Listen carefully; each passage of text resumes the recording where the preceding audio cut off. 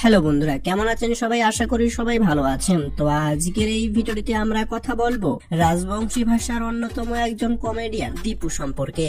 তো আমরা যারা বাংলা ফানি ভিডিওগুলি দেখতে পছন্দ করি, অবশ্যই আপনারা এই মাস্টারপিসকে কিন্তু চিনে থাকবেন। তো আপনারা যারা দীপুকে পছন্দ করে থাকেন কিংবা দীপুর অভিনয়গুলি আপনাদের যদি ভালো লেগে থাকে, তাহলে অবশ্যই ভিডিওটিতে লাইক করে শেষ অবধি দেখতে থাকুন। উচ্চ মাধ্যমিকের প্রবলেমের জন্য পয়সা লাগবে, পয়সা দে। কাজের সময় দুনিয়ার ফেসলা আগে কো মারছে কত? 400 টাকা লাগবে। আরে 300 টাকা দিয়া 400 টাকা দে। খালি কোন দিবা দাম না খালি। তো চলুন বেশি কথা না বাড়িয়ে এবারে আমরা দেখে আসি এই মাস্টারপিস দীপুর জীবনী সম্পর্কে। তো দীপুর আসল নাম হচ্ছে দীপুদেব শর্মা, কিন্তু তার ভক্তরা তাকে দীপু বলেই চিনে থাকে।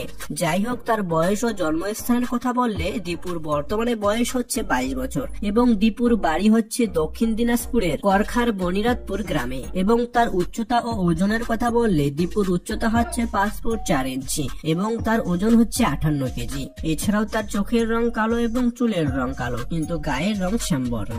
যাই হোক, এবারে জানবো তার পরিবার নিয়ে। তো দীপুর পরিবারের মধ্যে রয়েছে 4 জন সদস্য। তার বাবা মা সহ দীপুর এক ছোট ভাই রয়েছে। এবং দীপুর ধর্মের কথা বললে সে একজন সনাতন ধর্মের অনুসরণকারী, অর্থাৎ দীপু একজন হিন্দু। যাই হোক, এবারে আমরা জানবো দীপুর লেখাপড়া বিষয় সম্পর্কে। তো দীপু বনিরাতপুর হাই স্কুল থেকে উচ্চ মাধ্যমিক পাশ করেছে এবং ইউটিউব ক্যারিয়ারের জন্য সে পরবর্তীতে আর কলেজে ভর্তি হয়নি। তো চলুন বন্ধুরা, এবারে জেনে নেওয়া যাক দীপুর কিছু প্রিয় জিনিস ও শখের বিষয় সম্পর্কে। তো দীপুদার প্রিয় অভিনেতা হচ্ছে শাহরুখ খান এবং দীপুদার প্রিয় অভিনেত্রী হচ্ছে কোয়েল। এবং তার শখের জিনিসগুলির কথা বললে সে বাইক চালাতে খুবই বেশি পছন্দ করে এবং ট্রাভেলিং ও অ্যাকশন ভিডিও তৈরি করতে পছন্দ করে। তো এবারে আমরা সংক্ষিপ্ত ভাবে জেনে নেব দীপুর কেরিয়ার নিয়ে। তো দীপু তার কেরিয়ারে যাত্রাটা শুরু করেছিল লকডাউনের সময় এবং লকডাউনের সময় সে কিন্তু সর্বপ্রথম অ্যাকশন ভিডিওগুলি দিয়ে তার কেরিয়ারে যাত্রাটা শুরু করেছিল।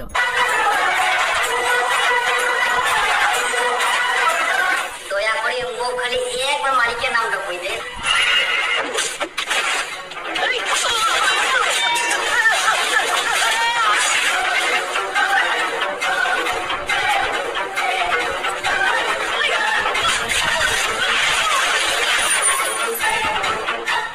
দৈর্ঘ্য প্রায় 6 মাস কঠোর পরিশ্রম ও ধৈর্যের ফলে দীপুদা আজকে কিন্তু বাংলার মানুষদের কাছে একটা পরিচিত মুখ। আমার জানা মতে দীপুদা রাজবংশী ভাষার সর্বপ্রথম অ্যাকশন ভিডিওগুলি তৈরি করেছিল, যার দরুন তাকে খুব তাড়াতাড়ি বাংলার মানুষেরা পছন্দ করতে শুরু করে। যাই হোক, বর্তমানে কিন্তু দীপুদা ইউটিউব, ফেসবুক ও ইনস্টাগ্রামের মধ্যে অ্যাক্টিভ থাকে এবং সবগুলি প্ল্যাটফর্ম মিলে দীপুদার বর্তমানে